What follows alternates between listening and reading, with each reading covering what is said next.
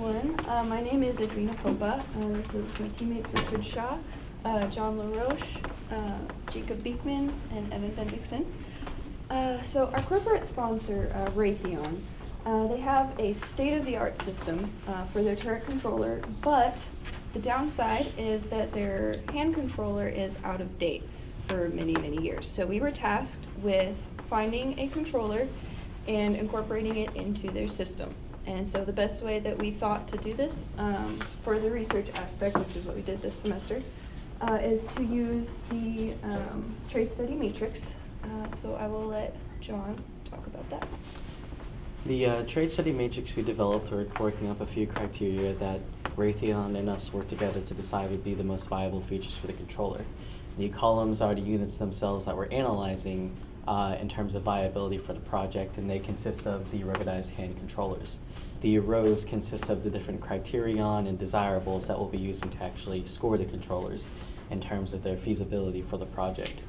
The final scores for each device are listed under it based on the criterion that they meet, either through a gradient for desirabilities or for steps in terms of the fundamental features necessary.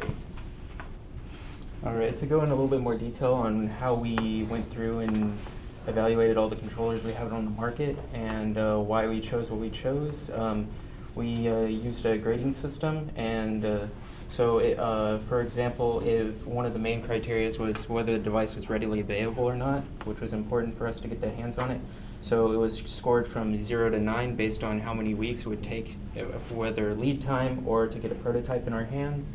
Another one of our main concerns was whether it was a one-handed controller or a two-handed controller. So we had a binary score of either 0 if it was not a one-handed controller or 8 if it was a one-handed controller. I'll hand it off to Evan. So if you look at the bottom there, you can see that actually 2 controllers scored equally high, like got the highest score out of any of the controllers. So we had to come up with some kind of way of deciding between the 2 of those controllers which one we were actually going to suggest to Raytheon. So if you look more closely at the individual ratings in the different rows, you'll see that the FMCU on the far right there only received a low score in 2 different categories, as opposed to the G2, which received low to medium scores in 4 different categories, as well as in like less critical areas. So since the FMCU scored less in few areas and less critical areas, that is the controller that we suggested to Raytheon.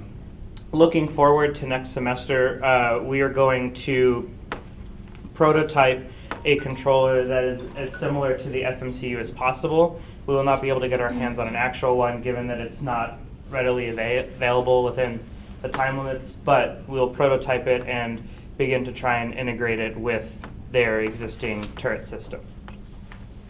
And we'll now be opening up the questions, but I would like to mention that we aren't allowed to talk about the actual turreted system, so if we can just keep it focused on the controller, that would be ideal. Thank you.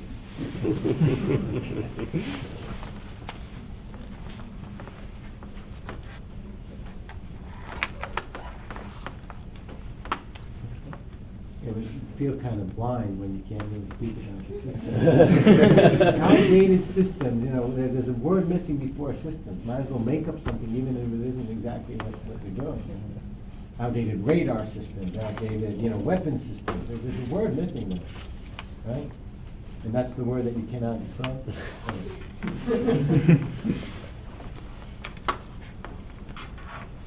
So throw out something. So what's the value of being one-handed versus two-handed or five-handed? What's the value in that?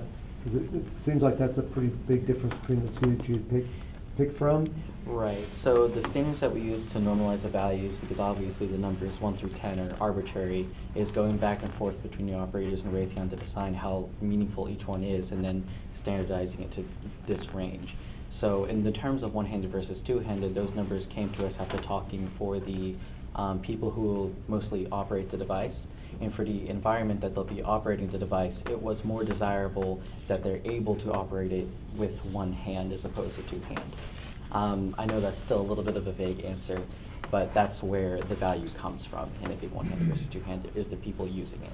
You can see on the weight, so like the highest value one has a weight, so we scored it out of 10 points, out of 9 points based on how important it was as a need for improving the existing controller.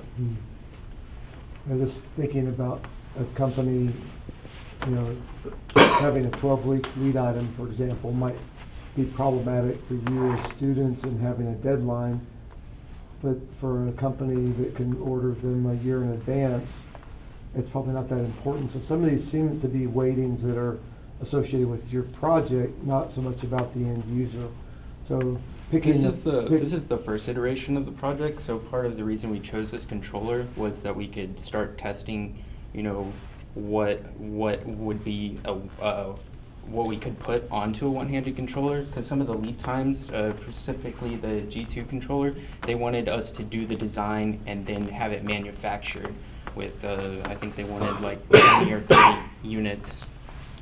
Yeah, another additional problem in light of that is the fact that given the limitations of our project time-wise, actually purchasing a true controller, let's say we do it internationally, it's not infeasible to us, and we wouldn't even receive the controller in like 6 to 8 months, and by the time we receive it, we still have to purchase at least 50 units, which could range to be literally $40,000–$50,000. And then after receiving those units, we could begin the project. So time is a lot more relevant in the sense of the limitations of our scope. All right, But